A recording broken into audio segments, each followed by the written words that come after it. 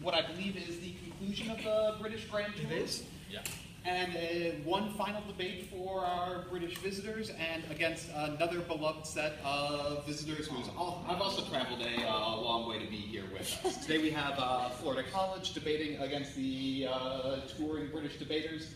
I believe, if I'm not mistaken, on the topic of be it resolved, all we're saying is give Trump a chance. Is that correct? Woo! Yeah. At the end of the debate, we will vote by division of the House on the outcome of the debate. Debaters, you will receive your time signals from our timekeeper right here. At this time, then, we'd like to call upon the Prime Minister for our first constructive speech. Oh, my microphone.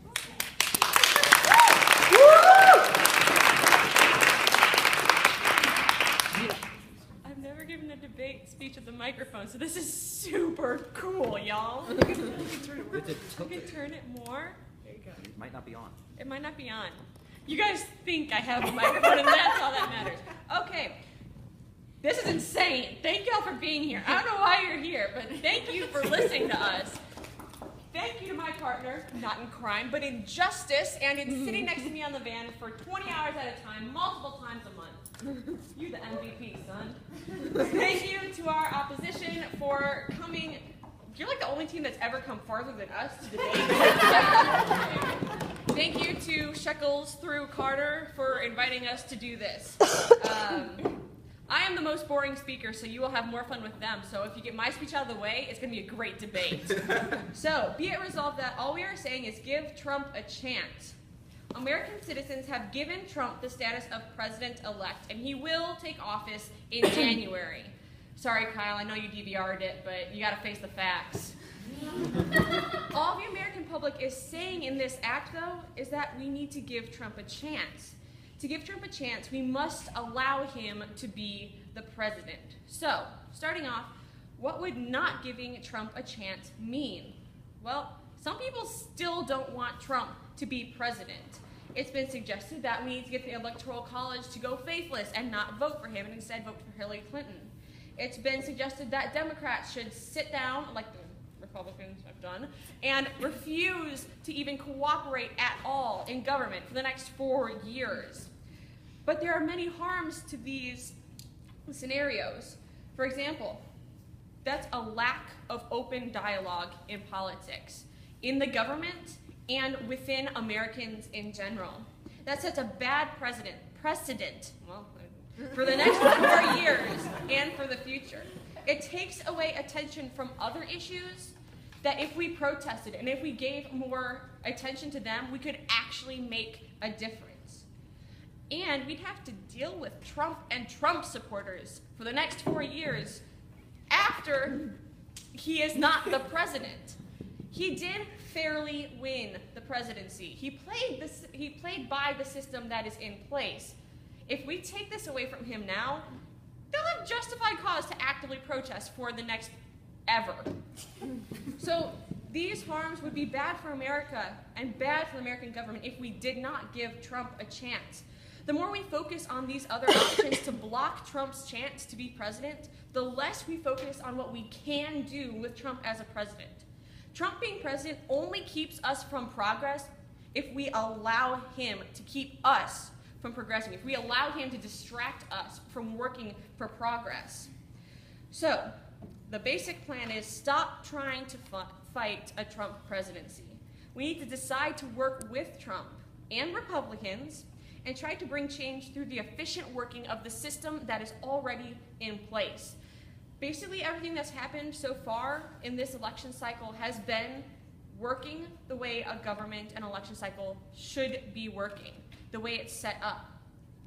It's actually the best chance for unity in America. It's our best chance for actual progress. So what we really want to look at now are some consequences of a Trump presidency. It's been suggested and probably foretold that this is an opportunity for racism, sexism, xenophobia, classism, all of the bad isms, probably as Trump would say. But again, that only happens if we stop fighting. It's been suggested that, well, it's reality, that having Trump as president means there is a polarizing presence in DC.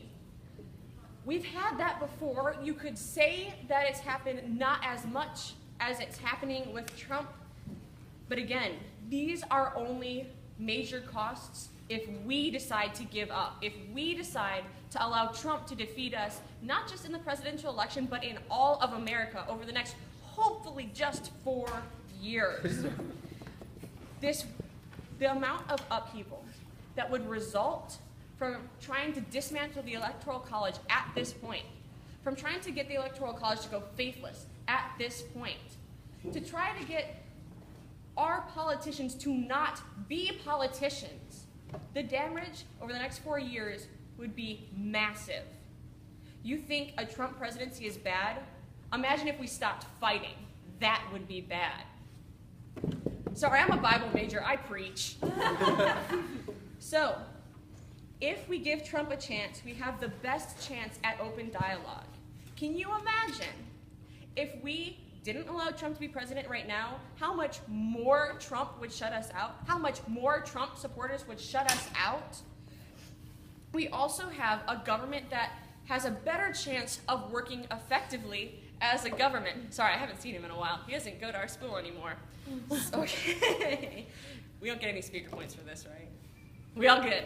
So, a benefit of allowing Trump to have this presidency is that we have the best chance for the next 4 years of having a government that works.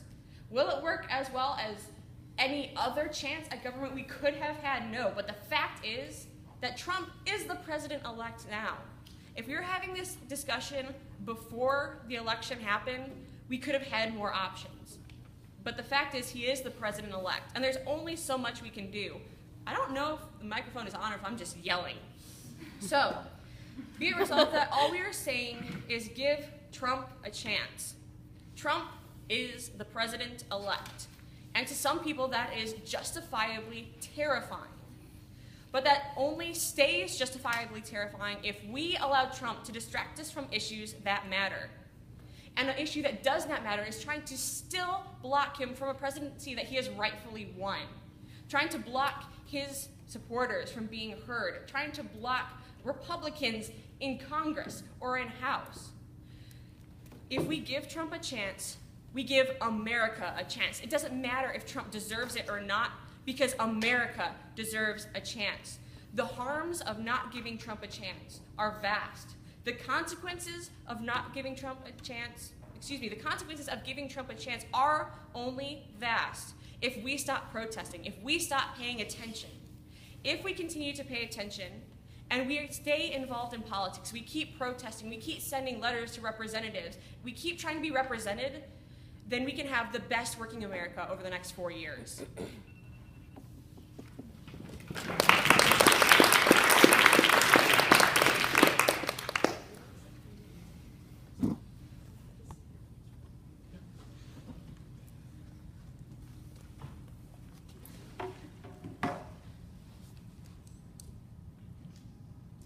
Switched on. Thanks,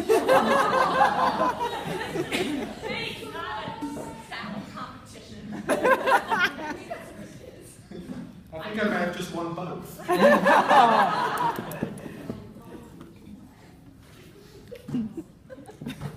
We love you, Sarah.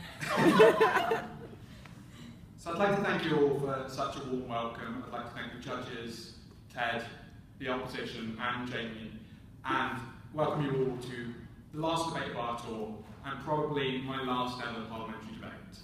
And as it is my last, I'd really appreciate it if you would laugh at my jokes, cheer my points, and listen out for all the Mean Girls references I'm going to try and fit into this debate. But before we begin, can I just ask everyone here to give a huge round of applause to the organisation and to my partner, to the team.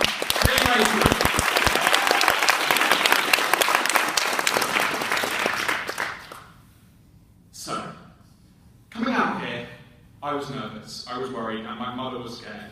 She was scared about me coming to the US for one reason and one reason alone, and that reason was clowns.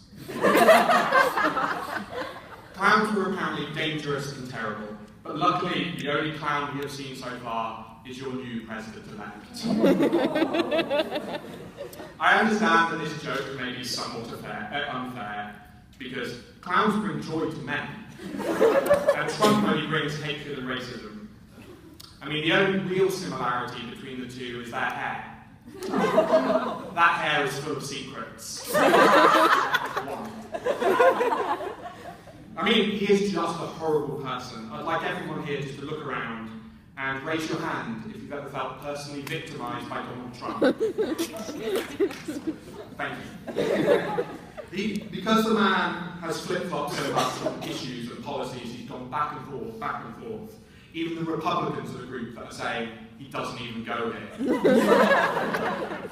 So therefore, what we can really do is we can judge him by his actions and not his words. The prop got up and gave a proposition which was good, and they said they wanted to give Trump a chance. We're going to counter-prop here. We're going to say we should give him 3 chances. And we're going to say that he's ruined all of them. So, his 3 wasted chances. Firstly, the VP choice of Mike Pence, that believes and acts on the idea that you can electrocute people straight. If electrocution therapy worked, I'd like to electrocute him into not being such a twat. The second chance was with Steve Bannon, the chief strategist who produced articles with titles Renegade Jew and Mexican Epidemics Running Riot. We think that's number 2, you lose there. And on the third point, yesterday he appointed Jeff Sessions as Attorney General, a man who George Bush deemed as too racist for Texas.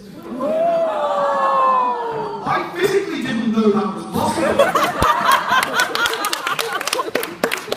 Jeff Sessions is a man who literally believes that God created the Remington bolt action rifle so he could fight the dinosaurs and the homosexuals. In 1989, he made a public speech, this one is true, not a joke, saying the KKK he thought were okay up until he learned that they smoked marijuana. As if that's the big problem with the KKK. So overall, Trump's appointment statements and actions mark him as a sexist bigot. And usually in debate, government provide an action, a change to the status quo, and they did. But we're going to do the opposite. We're going to make a big amount of cash here. So what we're saying the Democratic Party should do is follow the example of the Republican right in 2008. Dress up in Revolutionary War costume and march on Washington in their millions, burning effigies of the president. We're saying that they should protest, they should demonise and yell at every possible opportunity. Saturday Night Live literally have a show where they shit on the corpse of Donald Trump. We think that they should filibuster every Supreme Court nomination, every racist policy. And we think that this is one of the things the Republicans have done brilliantly over the last 5 years, having done 380 successful filibusterings, which stopped policies going through. So now you're going to ask me what I'm going to say, and I'm going to say I've got 3 points for you, Glenn Coco. Oh, come on. That one was good. Thank you. The first point is protest might prevent damaging change. The second point is preventing the normalisation that occurs within presidential systems. And thirdly is the signalling to disadvantaged communities. And we just want to say that Donald Trump is a life ruiner. He ruins people's lives. So the proposition got up and told us, like, getting good things. If we work together, we get good things. I think the most important thing to worry about with this presidency, with his nominations, is stopping the bad ones, not getting good ones. All of these people have proposed anti-homosexual bills, anti-Mexican bills, and have called people racial epithets. We think that these are the things that things need to be stopped. So filibusters delay and prevent bills. Since 2008, the Republicans have mounted 380 successful filibusters and have stopped things like Gitmo being closed down. Filibusters can do work, and we need to show that, from the Democratic side, that is something we should do. Also, if loud and continual protesting occurs as an evidence of a backdrop of support, which may move some of the more moderate Republicans over towards the Democratic side to veto specific bills. We think John McCain is hardly likely to support things that attack and demonise Muslims. And we say, even if it only achieves a stall is still good under our side because it is shorter time where this policy is actually in place and more people are saved and more people don't have to live under the damaging effects of a policy. So why do we need to start now? It's simple, really.